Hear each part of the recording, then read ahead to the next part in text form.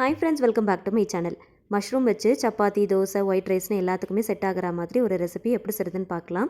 பார்க்குறதுக்கு முன்னாடி சேனலை மறக்காமல் சப்ஸ்கிரைப் பண்ணி வச்சுக்கோங்க. அப்போ தான் நான் போடுற வீடியோஸ் எல்லாமே உங்களுக்கு நோட்டிஃபிகேஷனாக வரும்.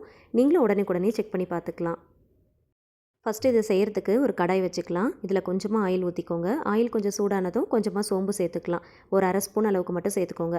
ஒரு 20 போல் சின்ன வெங்காயத்தை பொடியாக நறுக்கிட்டு சேர்த்துருக்கிறேன். காரத்துக்கு ஏற்றா போல் பச்சை மிளகாயை நறுக்கிட்டு சேர்த்துக்கோங்க. ஒரு கொத்து கருவேப்பிலை, கொஞ்சம் போல் கல் உப்பு சேர்த்து நல்லா பொன்னிறமாகிற அளவுக்கு நல்லா வதக்கி விட்டுக்கலாம். அரை ஸ்பூன் அளவுக்கு இஞ்சி பூண்டு பேஸ்ட்டு சேர்த்து அதிலே பச்சை வாசனை போகிற அளவுக்கு நல்லா வதக்கிக்கலாம். வெங்காயம் நல்லா வதங்கி கண்ணாடி பதம் வந்ததும் மஷ்ரூம் இது கூட சேர்த்துக்கலாம். மஷ்ரூம் நான் ப்ரௌன் கலர் தான் ஆட் பண்ணியிருக்கிறேன். இந்த மாதிரி கொஞ்சம் நீல வாக்கில் தின்னாக ஸ்லைஸ் பண்ணிவிட்டு சேர்த்துக்கோங்க.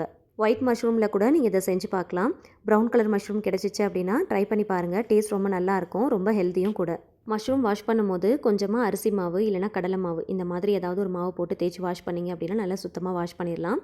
மஷ்ரூம் நல்லா வதங்கினதுக்கப்புறம் ஒரு 1/4 ஸ்பூன் மஞ்சள் தூள், ஒரு அரை ஸ்பூன் அளவுக்கு ஜீரகத்தூள், அரை ஸ்பூன் தனியாத்தூள், 1 டேபிள் ஸ்பூன் அளவுக்கு வறுத்து பொடி பண்ணி வச்சுருக்கிற வீட்டிலேயே அரைச்ச கறி மசால் தூள் ஆட் பண்ணியிருக்கிறேன்.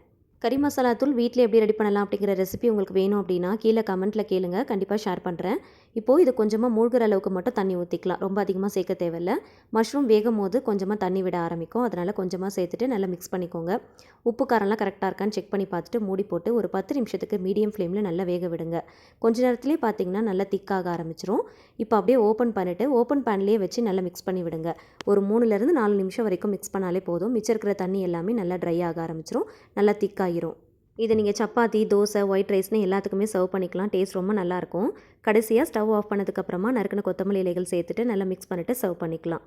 இதை செய்கிறதுக்கு ரொம்ப அதிகமாகலாம் டைம் தேவைப்படாது. ரொம்ப குயிக்காக 10 நிமிஷத்தில் செஞ்சு முடிச்சிடலாம். சிம்பிளாக ரொம்ப குயிக்காக செய்யணும், அதே சமயத்தில் நல்லா டேஸ்ட்டாக இருக்கணும் அப்படின்னு நினச்சிங்கன்னா கண்டிப்பாக அந்த ரெசிபியை ஒரு தடவை ட்ரை பண்ணி பாருங்கள். சப்பாத்தி, தோசை, ஒயிட் ரைஸ்க்கு ரொம்ப நல்லாயிருக்கும். இந்த ரெசிபி வீடியோ உங்களுக்கு பிடிச்சிருந்துச்சுன்னா மறக்காமல் லைக் பண்ணுங்கள். ஃப்ரெண்ட்ஸ் அண்ட் ஃபேமிலிஸ் கூட ஷேர் பண்ணிக்கோங்க. ட்ரை பண்ணி பார்த்துட்டு ஃபீட்பேக் ஷேர் பண்ணுங்கள். இந்த மாதிரி இன்னும் நிறைய ரெசிபிஸ் நான் போஸ்ட் பண்ணுவேன். ஸோ 1 by 1 நீங்கள் பார்க்கணும் அப்படின்னு நினச்சிங்கன்னா கண்டிப்பாக என்னோட சேனலை மறக்காமல் சப்ஸ்கிரைப் பண்ணி வச்சுக்கோங்க.